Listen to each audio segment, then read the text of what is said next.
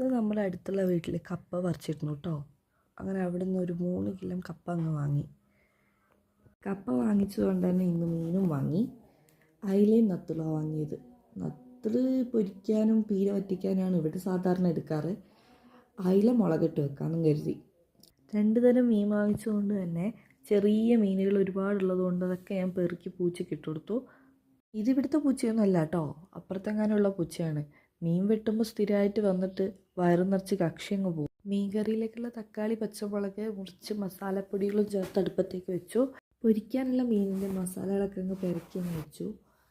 മീൻ നന്നായിട്ട് അടുപ്പത്തെടുത്ത് തിളച്ചപ്പോൾ നല്ലോണം പച്ച വെളിച്ചെണ്ണ ഇട്ടിച്ച് ഇറക്കി അങ്ങ് വെച്ച്. പിന്നെ അപ്പുള്ള പാത്രങ്ങളൊക്കെ ഞാൻ കഴുകി വെക്കുന്നുണ്ടായിരുന്നു. കപ്പ ഊറ്റി കപ്പ നന്നായിട്ട് കടുക് വറവിട്ട് ഉടച്ച് നന്നായിട്ട് സെറ്റാക്കി ഇപ്പോഴേക്ക് മീൻ പൊരിക്കാൻ അടുപ്പത്തിട്ടു.